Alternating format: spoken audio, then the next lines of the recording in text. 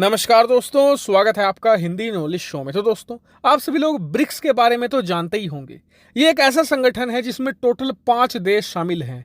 पहला है Brazil, Russia, India, China और साउथ अफ्रीका। और आप सभी जानते हैं कि इसका हर साल समिट होता है जिसमें 5 देशों के राष्ट्राध्यक्ष शामिल होते हैं।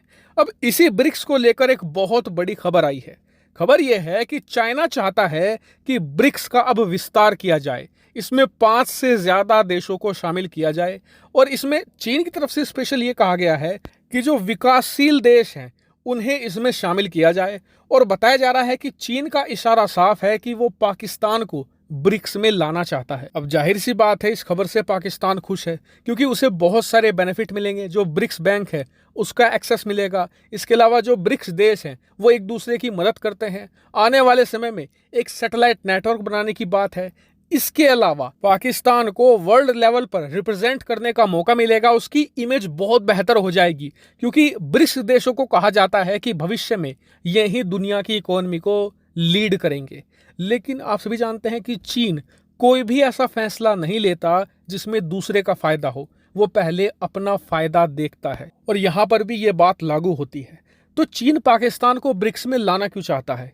पहला कारण है भारत की घेराबंदी। दरअसल ब्रिक्स में जितने भी देश शामिल हैं उनमें से चीन को छोड़कर कोई भी भारत विरोधी नहीं है। ऐसे में चीन कभी भी भारत को अकेला नहीं घेर पाता। उसे पाकिस्तान जैसे एक देश का साथ चाहिए जो उसके साथ मिलकर भारत की घेराबंदी करे। कभी ये कश्मीर का मुद्दा उठाएं ब्रिक्स की बैठक में, कभी ये लद्दाख का मुद्दा उठाएं, कभी ये टेररिज्म का, तरह तरह की चीजों का मुद्दा उठाएं जिससे कि भारत परेशान हो। दूसरा बड़ा कारण ये कहा जा रहा है कि चीन ब्रिक्स में उन सभी देशों को भी लाना चाहता है जो पश्चिमी देशों के विरोधी हैं, ताकि एक बड़ा गुट बनाया जा सके पश्चिमी देशों के खिलाफ, स्पेशली अमेरिका। और आपको बता दूं कि पहली कोशिश नहीं है अमेरिका की। इससे पहले जो एससीओ है यानी कि संघाई कोऑपरेशन ऑर्गेनाइजेशन, वो भी एक ऐसा संगठन था लेकिन वो पूरी तरीके से फेल हो चुका है। क्यों? क्योंकि उसमें ज्यादा बड़े देश शामिल नहीं है। भारत, रूस और चीन के अलावा बस छोटे छोटे देश शामिल हैं, जबकि ब्रिक्स में बड़े देश शामिल हैं। ब्राजील एक बड़ी इकोनॉमी है, साउथ अफ्रीका भी एक बड़ी इकोनॉमी है, भारत है, रशिया है, चीन है। तो ये एक बड़ा गुट है।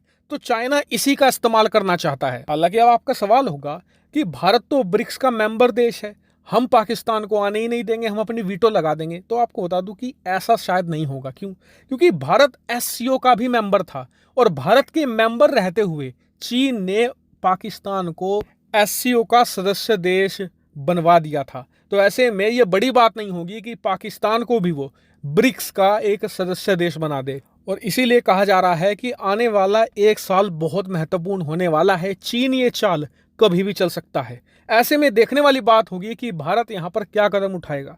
क्या भारत ब्रिक्स से ही बाहर आ जाएगा या कोई नई कूटनीति चलकर चीन को चित्त करेगा? ये देखने वाली बात होगी। हालांकि आपका इस पर क्या मानना है कमेंट करके जरूर बताएगा। फिलहाल इस वीडियो में इतना ही। Thank you very much for watching video.